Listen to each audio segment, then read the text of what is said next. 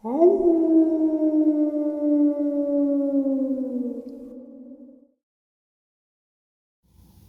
greetings and salutations, everyone, and welcome to tonight's bonus upload.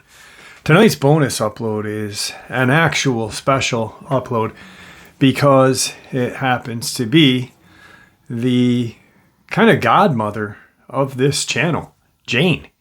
Jane is going to share her Bigfoot experience and some other little experiences she's had. I've got to get her back on to share some other Dogmen and other things that she's had happen since this interview happened. But anyway, I just wanted to share this with you because all of you know Jane in the comment section. And her encounter is quite amazing. And we can hear it in her own words today. Before we do that, though, a couple links. As you know, I rely on Patreon, PayPal, and the merch to help the channel to continue to grow and go. Links to Patreon and PayPal are in the description below. The merch is displayed directly under the video. Also, Dogman, Frightening Encounters of Volume 1 through 3, the audiobook versions. They were written and researched by Tom Lyons, narrated and produced by me, Jeff Nadolny. Those audiobooks are available on Audible, Amazon, and iTunes, links to which are also in the description as well. Finally, last but definitely not least, if you'd really like to help support this channel to continue to grow and go, simply subscribe. It does not cost you a cent. Click the like button. It takes half a second. If you don't want to miss out on any of the informative uploads I put out daily, click that bell icon, and folks, please leave a comment. Why? Well, because all these things, they really do help this channel to continue to grow and go, and they definitely matter. Now, everyone, I have taken far too much of your time. Let's jump into tonight's bonus, shall we? All right, everybody. Tonight, I have a very special guest. For those of you who are in the comment section, I have kind of the godmother of the comment section. Jane is with us. She has a couple of experiences. One she shared on the channel prior, and I think it's very important that now we have new subscribers and, you know, other women subscribers that they hear this, because it's very crazy and eye-opening. And she's got some other things that she wants to share with us. So everybody, Jane, how are you? I'm good tonight, Jeff. How are you? I'm very good. Very good. Thank you for asking, and thank you for taking some of your time out of your night to spend with us. Oh, my pleasure. So we talk a little bit about some of the things that you had going on. Why don't we get right to the nitty-gritty, the trip. The Montana trip? The Montana trip, and discuss the encounter that has, I think all women should hear this. Okay.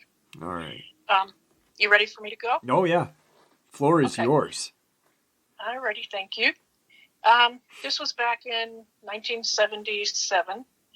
I'd just been married. I was, at that time, 22, I believe. And, we were going on cross country. We went up the northern route along the states, and we went through New York. We went through, Vermont, New Hampshire, all those states. And beautiful country. We have a gorgeous country. And we are traveling through, we go through the Devil's Tower, walked around that. And we get into Montana, and it was starting to get a little bit late in the day. And my husband at that time decided he wanted to pull down into this area that it wasn't even a road. It was like just two kind of little bit worn marks that went down into this canyon. And he says, oh, let's go camp down there. And I'm like, I don't think it's a good idea. Well, obviously he went out, or I wouldn't be telling this story. And we get down there, and it was very odd the way the place was set up right there. It was on like a little cliff, not huge, maybe 15 feet on one side. And then around it was just like this rounded area, all dirt. And in the center was kind of a little woodsy thing, not real big. And then off in the distance, you could see like a little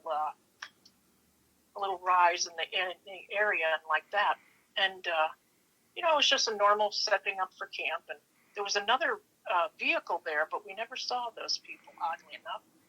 And, I went down and I had my girls, which I will refer to my girls, are my 2 Dobermans I had. And I remember walking down to the river because I thought they might like to stretch out and have a drink of water down there and that kind of thing. And I just thought it was odd that they wouldn't leave my side. And we get back up to the camper, and I make dinner. We're doing our, thing, just sitting around. We had a campfire going, and we put it out with water. And we're laying in the camper. The girls are asleep on the floor. And all of a sudden, now it's pitch black in the camper. It's pitch black dark. There's not a light in sight except for the stars. And next thing we see is like, woof, this bright light out there. And it's like the campfire's lit. And I remember looking at John because he was on the closer side. And he moved to the curtain. And standing next to that campfire was a Sasquatch. And it was just rocking back and forth, side to side, and just standing there. And I just mentally, I go right back there. It just jets me right back. And it wasn't really doing anything. And I don't know how it got the fire going, but it did. And it just sat there. We closed the curtains and we're laying there. My poor dogs were terrified. They were shaking. And you have to know that my dogs were never terrified. They weren't afraid of anything. If anything, I had to hold them back when there was a bear around or something like that. Right. And open the curtain again, and there it is, still standing in the same spot next to the fire and just swaying side to side. And the thing that got me about that was when I was a lot younger, I was a vet nurse. And one of our clients had chimpanzees, and I'm not saying Sasquatch is an ape because I do not believe that. Right. I'm just saying that this was a similar behavior. And I mean, not for nothing, but when I used to take care of the kids, I'd rock side to side. So, there's that. And I was holding these ladies, 2 little chimps. They were little for her. And one of them looked at me, and she started rocking side to side. And the next thing I know, she flung me across the waiting room. And I'm like, okay. And I'm thinking, I remember I looked at John and I'm thinking to myself, is it getting ready to do something to us? And John was terrified it was going to shove us over the cliff. And it just kept doing it. And I said to John, if we just kick the back window of the camper out, kick through to the cab, we can just leave everything. I don't even care what's there outside. Right. And he wouldn't do it. I'm like, all right. And it was there. It had to be around 15 or 20 minutes that this whole thing lasted that I remember, because my last view of it was I was thinking what a huge, like I'm looking at my floor to ceiling and it's 8 feet, and that thing was every bit of that tall, and very, very fluffy, long hair. And I remember looking at it and I laid back down, and I don't remember anything past that. My poor dogs had urinated where they laid. That was awful. And I put towels under them. And I laid back down. And the next thing I know, it's like 5:30, 6 o'clock in the morning. And I'm like, what is going on? And we got up, and I looked at him, and he said, yep, that happened. And I took the girls out, got them all out. I brought them. I didn't want to go, but I went down to the river with them and bathed them, got them cleaned up, and, put new bedding down for them, the poor things. And they were terrified. They ran right back to the camper. They wanted nothing to do with going and smelling anything. Just get me back in the camper. So we did that. We threw all our stuff in the back little section that was left between the camper and the truck, and we took off. And I remember hearing this god-awful, resonating scream, and it had to be that, is the only thing I could imagine, because I did know a lot of different sounds in the woods, not like a lot of people, but I knew that this had to be that thing. I knew it had to be. And we get back to the main road, and we take the left. We're carrying on with our trip, and we come along to this very cool little general store, and we go in, and it was just a beautiful little old world store. It had wooden floors and nice wood stove in the middle, and I'm walking around, and I see John talking to this older gentleman. He had long beard and overalls, little old guy. And they wave me over, and I'm like, what? And I go over, and the gentleman looks at me, and he says, young woman, is it your time? And I'm like, oh. And I looked at John, and I'm like, oh. I said, yes. And he looked at John, and he says, don't bring her anywhere to camp except where there are other people. He says, do not camp like you did last night. He gave John quite the talking to. So needless to say, we did not go camping except for very populated areas. We no longer stopped at any of the places that were kind of desolate, because that just freaked me out. And my warning to young women is be very cautious when it is your time of the month, because you go out in the woods and you're like a walking target. And that's if I take nothing else away from this story, it's that. And that, just be really, really careful, and don't go out there when it's that time, because it's just not worth it. And right. I'm sure other women have had problems, and God help them. Yeah, so absolutely. I mean, just, it's terrifying. Like when I heard it the first time, when you shared it, and yep. It just, and you and I were just talking about it. It's such a bizarre but informative, Mm-hmm. it kind of shines a light on some questions people may have, like, hey, do they, and the crazy thing is the old man and his knowledge, of it is, young lady, is it your time, and obviously the guy has been around, like you said, he probably owned the store all his life or whatever, but yep. he's probably knows a lot more than the average Joe about these things, just from living out there. And wow, it'd be crazy to talk to him and see what he's got or what he's seen. God, I know it. And he was just, he was so nice. And it just, the other thing that creeped me out is not for nothing, but I remember, when we just like fell asleep apparently and woke up, and I'm like, what is going on? Like I was so terrified. I remember how I felt. And I'm thinking, well, what actually happened? Everything looked the same in the camper. Right. So I don't know. Maybe it somehow knocked us out. I don't know. How high was the fire? Because the fire was all the way out. Now, it had to have been a pretty good sized fire for you guys to see it. Oh, it wasn't any more than probably 12 or 15 feet. It was just a campfire to cook on. And It was about, I'm not good with distance. No, I mean, how high was the fire's flames when he had, with whatever, relit that fire?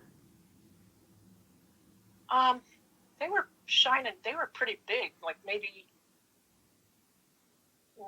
at least a foot. Wow.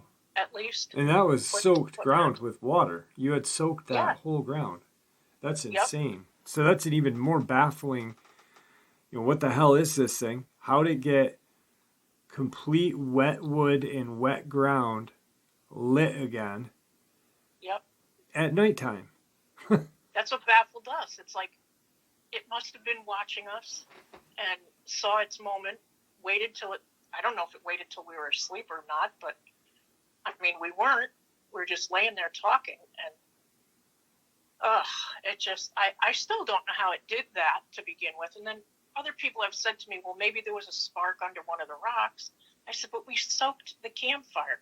We always kept a bucket next to the campfire and, of water, and just to be really sure about how we're putting it out. And that's that, and the sleeping thing. And then, of course, having it attracted to me because of, Mother Nature, just awful. awful. Absolutely. Now, Ugh. that trip continues, and Yep. something else happens on that trip, which we did not share the first time you came on. No, because I guess I wanted to just forget this. Right. But we were driving through the Mojave, and from where we saw this thing walking on the side of the road to where we got to the next town was about an hour. And we had already driven at least an hour. And there was, I'm going to call it a human, only because it was bipedal. Right. And it had these long, dark, scraggly hair. It kind of was like limping, and its arms were up on its chest. His chest, I'll call it a he, I guess. I don't know. And its clothes were all shredded. Its shirt was shredded. Its pants were shredded. The whole thing looked, it was very creepy. And I'm like, what in God's name is that? And John's like, oh, we should give him a ride. I'm like, the hell we are. Hit the gas. And, I said, no way, because it just gave off like this really weird vibe that you thought, this is not just a person. There's something more going on.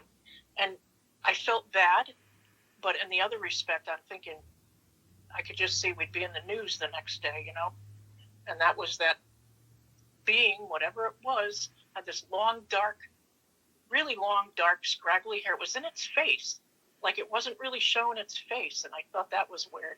And it was just kind of had its head down a little bit. And just its arms were up, kind of walking like one of those Igor things, that's walking along and dragging a leg and that thing. But this was for real. And I thought, my God, what, do you think it could have been a feral human, Jeff? I was thinking that when you and I talked a couple of days ago, Yeah. you had mentioned or had thought maybe it was the SW word, and Yep. I was like, well, maybe it was a feral human, because where you were, and they say Hollywood films and stuff like that is based on truth, and the hills have eyes. Yep. There's just because there's no like dense forest, these feral people can pretty much live anywhere. I mean, they've just gone completely rogue, and It was rogue, okay. I think what you witnessed was, I mean, this is just my theory, was definitely some sort of feral person, and they're scary. They scare me because Yeah, they do. you just don't know. It's that is almost because it's not like myself or you or anyone else that's listening to this one day got up and said, I'm done with this. I'm going out. I'm going to live in nature. No, these things were, part of Mother Nature, and they're just, I don't even know.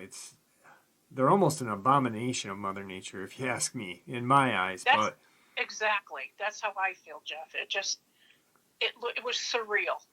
yeah, That's how it made you feel, like everything. All of a sudden, you looked around, you're like, oh, whoa, let's get out of here. yeah, And, because it's almost like them existing is, I don't know, it just goes against everything, and so doesn't Dogman and Sasquatch. But I don't know, they really terrify me, and I think a big reason why is because, yeah, they're feral, but they have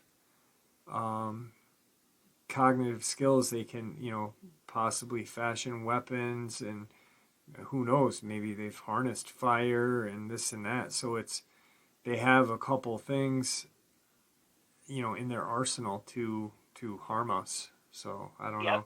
They're definitely creepy. I do not like them at all. So no, and the fire thing, I questioned myself even after that. And I'm like, it really happened. And I'm thinking it really did happen, And it's just, yeah, like you said, they're definitely kind of surreal beings, and yet they're real, Many people see them, and God help the poor people that have not a great interaction with them. Yeah. And some people say they have black eyes and this and that. I mean, Oh yeah. I don't think that's evil. I don't think there's, they could be, but my own view is I think these things are a genetic flawed human being or an Yeah. ancestor of the human beings, and just throughout living in caves and stuff like that in darkness, who knows? We don't know what our body, in environmental uh, adaptation, we don't know what happens to our eyes if we're only underground for generations having kids, and so Yep. things, environmental body change is possible. So yeah, it's And it would suit that you would change to fit your, you'd adapt yeah, yeah, if you're going to survive in darkness and that kind of thing. But I mean, here it was out in the middle, literally the middle of the Mojave, and I just couldn't get far away, far enough away from it. right. It was just a really, like I said, surreal character, you know. Yeah, without a doubt, definitely. Um, so you and I have, like Jane just said, she was a veterinary nurse. Jane and I talked a couple days ago. She has a lot of experience with dogs, um, dog bites, dog attacks, and we talked about the Jimtown Road incident where Tony Aarons and Amber were tore up, lacerations, arm off the body. Um, Jane has something very, and it's not cryptid. It's not a cryptid story, but it's something This to is kind of reality. prove. Yeah, it's something reality to prove that the Jimtown Road is definitely, in my eyes, definitely a cover up, a media and government cover up. So, um, Jane, share that with us if you don't mind. Sure. I was 19 when I first started working at the animal hospital, and I had been there a few months, and it was a quiet day. It was in the summer, I think, and we took in this latecomer. He was a shepherd mix, not a big dog, maybe 60 pounds, 65 pounds. He came in for a bath, and the owners had tranquilized him. Apparently, there was something they didn't tell us. Well, I found out what that something was. Patty takes the dog out of the cage, and we're going to bathe him, and he looks at me and pulls to the end of his leash. I'm like, what the heck? Next thing I know, he jerks. The leash comes somehow off his head, and now this is an attack, guys.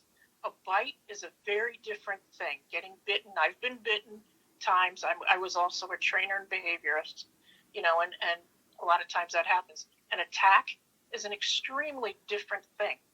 Now, this dog had a long snout, so animals with a long snout like that, tend to bite and rip a little, bite and rip. They bite and release, bite and release. And the dogs with the shorter muzzles, like your bulldogs, St. Bernards, and like that, they bite and hold on. So this dog was biting I had holes all over me. He was literally going for my throat. Wow. And I had my arm up in front of me to protect, and I don't know how this happened, but I was holding my arm up and him off the ground, hanging off of my arm, and I could feel his teeth crunching on the bone in my arm, the two bones. Jeez, and my boss was, when I say beating the hell out of this dog, he could not get this dog off me. It was horrific. I mean, I know I was probably screaming and they heard me up in the front office, but I don't remember making noise. All I could think was, I got to survive this. He's trying to kill me. Right. And my boss kept beating him. The other doctor came running in, and for some reason the dog turned and looked, and I think Henry hit him on the side of the head, and the other vet got him corralled into the kitchen, and I just stood there. I guess I didn't talk, and I sat down on the stool that was there, and I mean this went on maybe only about 5 minutes, which is plenty long enough to have something trying to kill you and bite you. Yeah. I had holes from all over my chest, down my legs, and even my shoes he bit through. So when these people are trying to tell you guys that these poor humans were slashed open and arms ripped off, this is not what wild dogs or dogs do. They don't bite, they don't attack in the same way. And if they're not going to eat you and they're just killing for whatever, you know, they're just making holes in you, which is what this dog did. And I remember the doctor, you know, he looked at me and he goes, "Oh, Jane," he said, "what attacked you?" He goes, "An alligator?" And it you know, I kind of laughed, but I was in shock, kind of. Yeah, absolutely. Now, and it was, what? I was just going to ask because with the bites and how they describe Tony and Amber, you know, just their limbs were just ripped off, lacerations. But then when the Good Samaritan came up and found Amber, the dogs were licking the wounds. Now, if a dog, because you're a nurse, you know, a veterinary nurse, I'm assuming you know a heck of a lot more than most people do about this. If the dog's licking the wounds, does that mean the dog was the one that attacked? And also, wouldn't it be attacking the Good Samaritan if it was the dogs that did that damage to that person, or no? If an animal went that crazy, that's a good question, Jeff. If an animal went that crazy, a dog, they're still, depending on their muzzle and the type of dog, mm-hmm. they still are not going to, that I've ever seen, rip a body apart. They might eat you, but that's pretty rare too. And to see those dogs licking wounds, they were like an afterthought, you might say. Those dogs, in my opinion, came along, saw this injured person, and through their own kindness were trying to heal them, which is what they do to themselves. They lick their wounds, you know, and there's no way it was dogs. It just wasn't dogs. And when you describe the slashes in these poor people, you just don't have, that's claws. That is ripping claws, which I've had cats do to me. Oh, yeah. On my arm, you know, but it's like a rip. It's like a long rip. But that's when they're really mad. But the dogs they don't use their feet like that. Their feet are for walking and that's it. Right. You know, and they don't have the power in their feet to do that, for one thing. And with their mouths, they're just not going to that's not the way they bite. Yeah, they're not they just don't. Dragging their teeth. I would love to talk to some of these people who, you know, say, "Oh, it was a cougar, it was this, it was that." The hell it was. No, it wasn't. Yeah, it makes no sense because, and I've thought about this, how, you know, and I'm not thinking, I'm putting myself in an animal's position other than the human's position, and I'm like, it would actually take a great deal of force and power to actually rip someone's arm or leg even more, off the body, regardless of what kind of dog they were. You know, it just, there's no sense to it. It just does not make sense. And that, to me, is just, once I read the article and read these dogs were licking the wounds, I was like, that's bullshit then, because they would have attacked the Good Samaritan, you know. Yeah, and they wouldn't be licking wounds on a person. They were just trying to, you know, put holes in and slashes and all that. They're not there to clean that person up. Yeah, and they're not humans, you know, like they're not like a kid would do, like, oh, I just did something bad, but now I'm going to do something good to, like, cover it up. You know what I mean? It's not like these dogs just totally rip these people apart. Oh, shit, there's a Good Samaritan. Hey, guys, let's lick the girl and make it look like we're doing good. It just, it's a baffling it's not baffling, but it's infuriating actually about the news, just and how What they, ignorant yeah, people are. Some people are so ignorant that they will believe anything that the news tells them, and it's sad. yeah, it's very sad, and the fact that innocent animals are being put down Yeah. because of these attacks really infuriates me, because they're, I mean, I don't know. It makes me crazy. 2008. It actually happened on 8808. Jeez, I'm crow. And it happened at 508. I was all done for the day. I was the trainer for them. I was like a subcontractor. And I was walking up this kind of a big open hallway, and I saw the doggy daycare down at the end. And I saw this dog. I'm sure he's long gone by now. Big, huge mastiff. He was brindle, which means brindle is like tiger stripes. Right. And he was like the big, typical European mastiff. He was huge.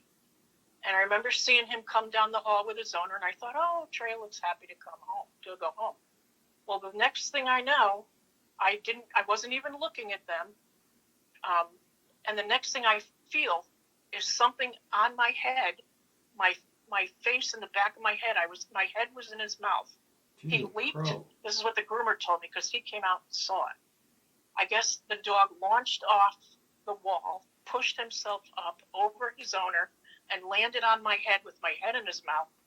And I just remember feeling and hearing like this sickening crunch kind of sound. And I guess the owner pulled him off me, and all of a sudden I felt like this rush of warm and wet. Like there was just blood all over me. Right. I was covered. And, like I was saying earlier, he was a relatively short-snouted dog. Mastiffs are. And that's what they do. They're very master-oriented, and I don't know why he saw me as a threat, because I was not even looking at them. Right. But, yeah, I had a lot of injuries and 2 surgeries and a stroke, and all kinds of things happened because I had a crushing neck injury from it.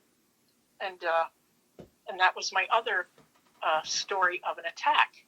I mean, and there was a dog, had his owner not been there and everybody else that was there, he probably would have crushed my head. Right. I'm pretty positive about that. A lot of pounds per square inch in that jaw. Yeah. He was about 160 pounds. That's a lot of animal. Yeah. I don't know how I stayed standing up. I remember all of a sudden all I could see was like this white flashing buzzing noise. And I don't know what the deal was with that, but that's how my brain interpreted it, I guess. And this is why I know, I mean, there's an animal that could definitely rip you apart, but he didn't go to do that. Right. He didn't go after my arm, which would have been closer to him, and pull it out of its socket. He didn't do any of that kind of thing at all, Yeah, it's insane. I mean, and the news, I'm glad that you shared like the weight of the dog, because the news said that that it was 3 cane corsos. Only 1 cane corso had been found. It wasn't even part of the family's dogs. There, and that right there, cane corso is a huge dog, probably even more than 160 pounds.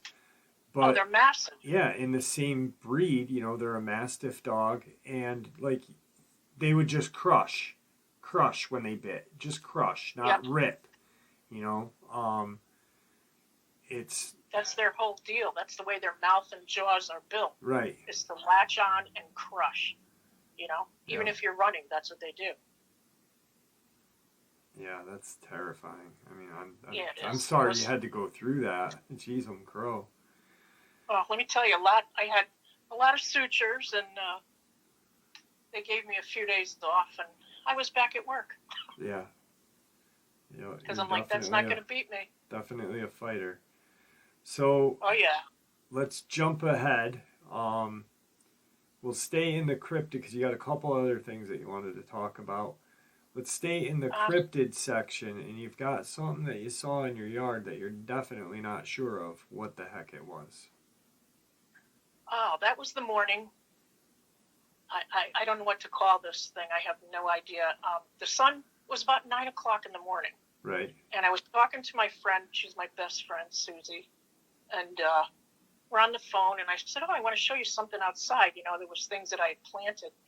And I walk out there, and I look, and where the sun rises, it was illuminating behind this, whatever this thing was. And I said to her, I said, what the hell is that? And Susie's like, what, Lou? What? She calls me Lou. My middle name's Louise. And she's like, what, Lou? And I'm like, I said, there's this weird, odd-looking thing sitting in the woods or whatever it's doing. And it was like, I call it the snowman bear. It sounds stupid, but I don't know what it was. And I kept walking toward it, and it was like these two big, rounded things sitting on top of one another with big round ears, like a teddy bear, I guess. And I kept looking at it, and it's like I was drawn to it. And the sun was behind it. I couldn't see anything but the silhouette. That's all it was.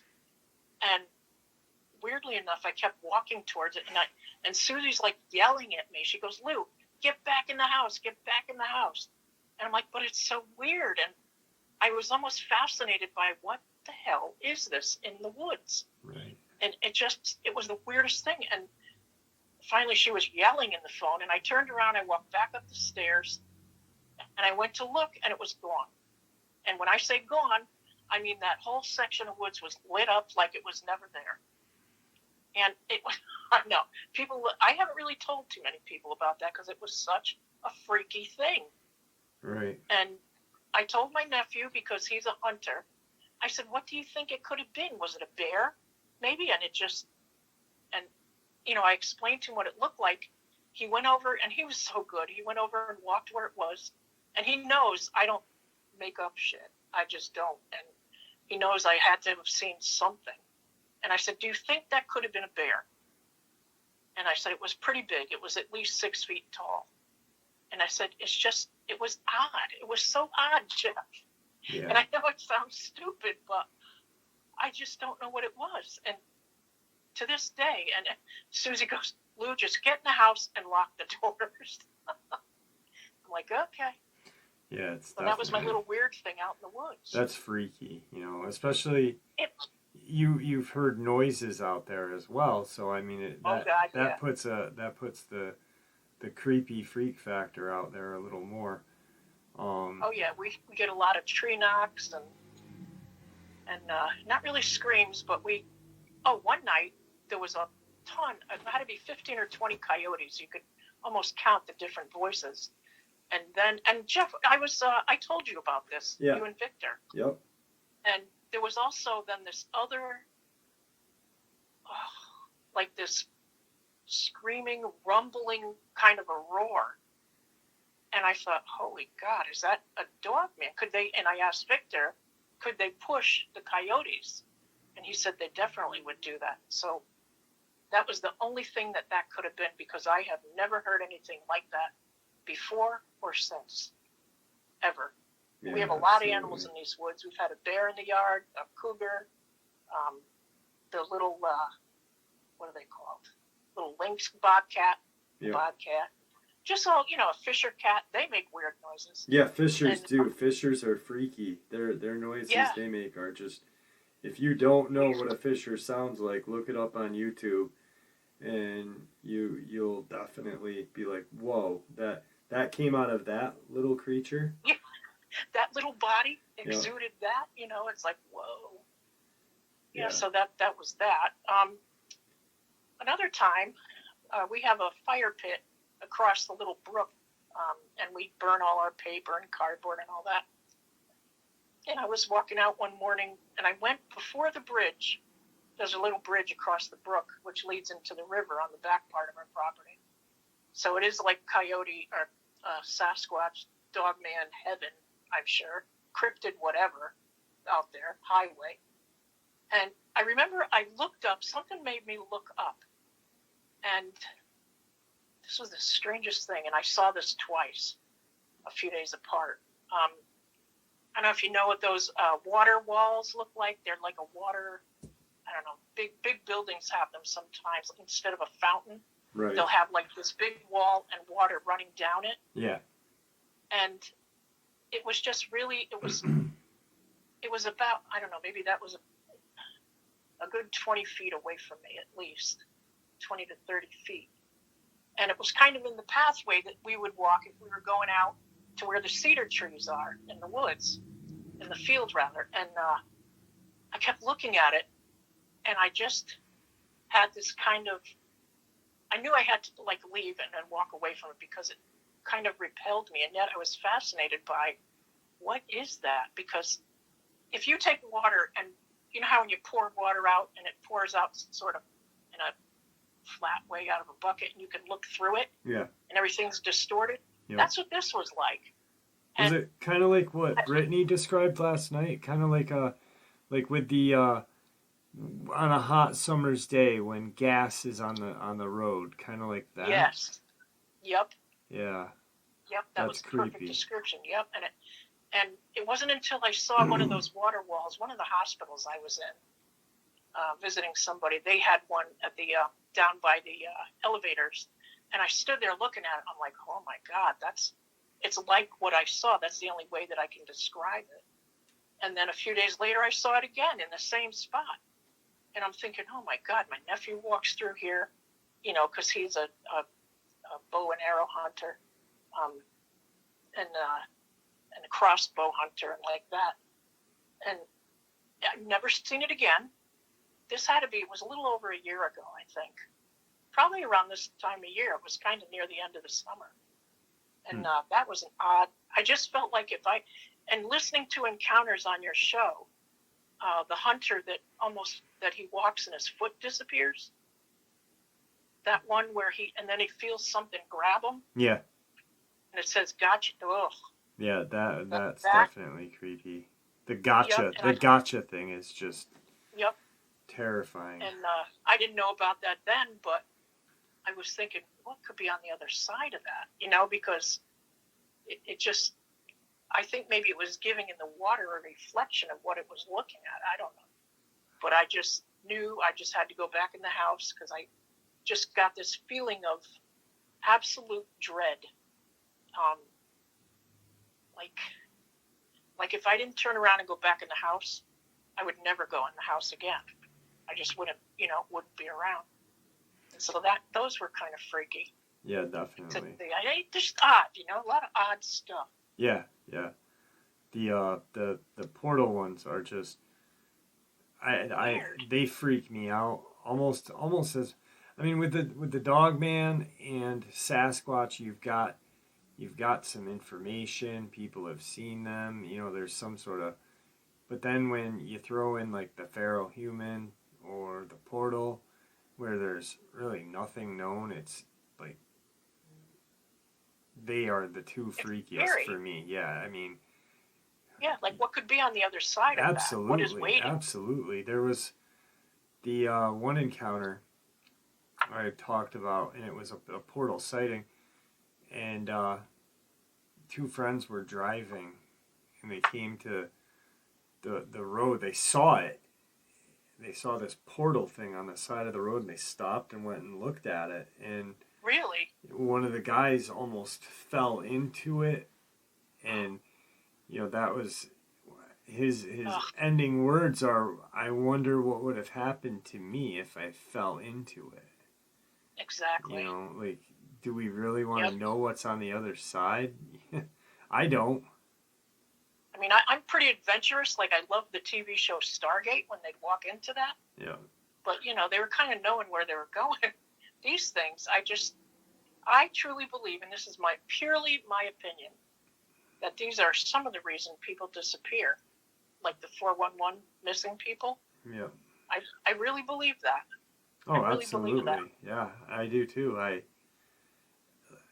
The one that really made the portals real but terrifying for me is the hunter at Skinwalker Ranch, or on Ute property, Ute land, and he saw this thing open 3 feet off the ground.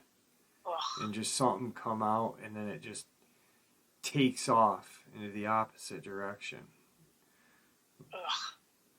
That's terrifying, you know, like. Yeah, it is. That's horrific and terrifying. Because at some point, by seeing it, there's no reality. Once you see, you know what I mean? Reality is questioned completely at that point when you see these things. Oh my God, yeah. Yeah, it's definitely. Like your whole concept of how the world is blown apart into a million pieces. Yeah. And now you're living in like what everybody used to think was sci-fi fantasy. It's like, nope, it's real. Yeah, it's almost like it's real. Nature doesn't exist at that point because there's just, what the hell is yeah. this? This was not created by Mother Nature. What was it created by? You know. Yeah. And Definitely. what are they doing with us? You know. Yeah. The other thing, there's just one more thing. Do we have time? Absolutely. Okay. When I was 13, of course, I thought I was really cool, and we'd go smoke cigarettes in the woods. Yeah. And my friend Lynn and I walked down the road to this, it was kind of a dirt sort of a road, down to this big open area that had this huge cement thing we'd sit on and smoke cigarettes. Well, before we got to the entrance of that, I heard like this, you know how when you pop a cork on champagne or whatever wine, that pop, that noise? I heard that, and I looked, and I saw two, I say they're like lime green fluorescent balls of light, and it looked like nothing was carrying them. They were over my head. They were about, I don't know, 2 or 3 feet over my head, not as high as my ceiling. And they were just like floating, like something was walking and carrying them. They came down towards us, and then they turned and went down that pathway to the cement thing where we used to smoke. And I remember looking at them and thinking, what is this? And we ran fast as we could back to her house. I know that's not much of an encounter, but strangest thing, that's one of the strange things I've seen. You know, and the noise that it made before they appeared, it was like this pop, and there they were, 2 of them.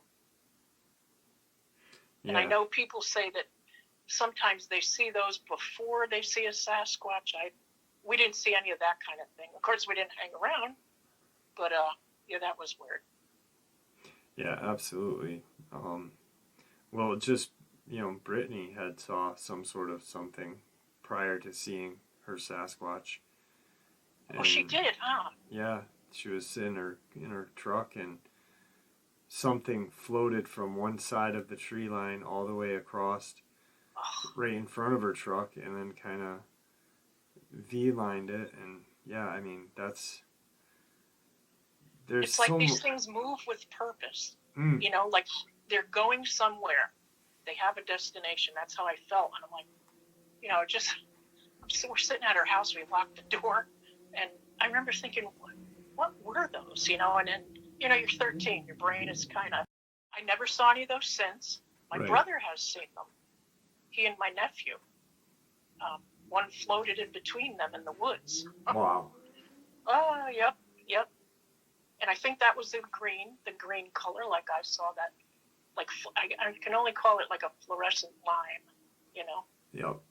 Yeah, I mean, it's that, seeing orbs and stuff like that in the woods, there's a big difference of orbs in, like, ghost hunting. Yep. It's almost like you can only see these orbs when you're ghost hunting through your camera lens, but when you see an orb in the woods, it's a whole different ball game. Yeah, it's a whole different ball game because you're actually seeing it with your eyes. They're not trying to hide on you. They don't give, you know, so what the heck are they? I wonder if... they don't care. Yeah, I wonder if, like, when people have, like, these encounters with these, you know, they see these orbs, they have an encounter with the Dogman or a Sasquatch.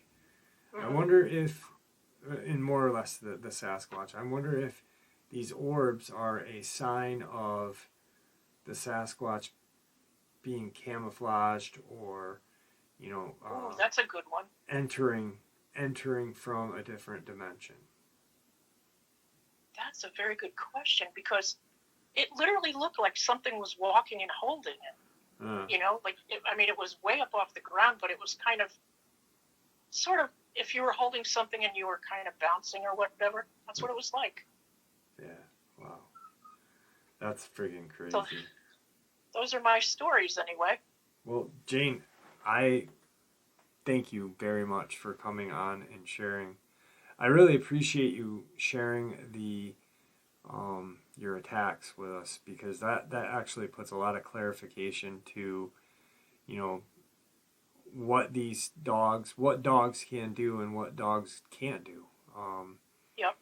Yeah, what they're capable of. Right. Because I know I kind of, not that I was making light of them, but they lasted a pretty long time, and the things that happened were horrible. But I just want people to know that this is not how these animals attack. And even if they were in a pack, they don't pack up and do that. Right. Right. It's just not what they do. How would they do it, rather? Yeah, they're not.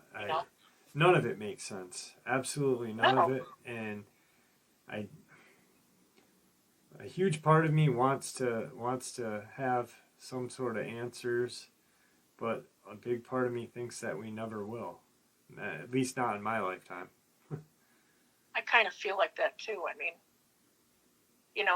the government and everybody is certainly not willing to let us know what's lurking around in our woods and our parks and everything. Yeah. They, for whatever their reasons are, they don't want us to know. And, you have these innocent people going out there, these women, like in my story with the Sasquatch, they don't know, young women, and, God help them is all I can say. Absolutely. There's nothing more that can help them. It's only God at that point. Yep. So, wow, that was great. Thank you for coming on and sharing with us. Is there anything that you'd like to say to everybody before we end the interview? Well, I think the world as we knew it is not the same as the world we know now. And I think people just need to be more cautious and respectful of all these other types of life. And especially for all the women out there, please be careful. Be careful out there. Right. Yeah. Well, it was great having you on. Don't hang up when I end this. I want to talk to you for a little bit more. Thank you once again, and stay safe, all right? Thank you, Jeff. You too. All right. Bye-bye. Bye-bye. All right, folks. I really hope you enjoyed this interview as much as I enjoyed sharing it with you. Jane really is like the godmother of this channel. And I don't mean godmother like she's old. I just mean she's like the welcome committee. She is just an amazing soul. She has a heart as big as... bigger than most hearts that I've ever seen. She is just compassionate, caring, and full of love. My God. I really feel blessed and honored to have Jane part of this channel and this channel's family. She follows my daughter on TikTok. She's just a beautiful soul with some very amazing and terrifying encounters. And well spoken too. So thank you, Jane. Guys, I hope you all enjoyed it as much as I enjoyed sharing it with you. Guys, please stay safe, happy, healthy, and ever vigilant. Keeping an eye on your children, your pets, your family and friends. These creatures are real, and we know they are out there. Share a little bit of information with the people that you care about and love. It may just save their life someday. With that being said, God bless you all.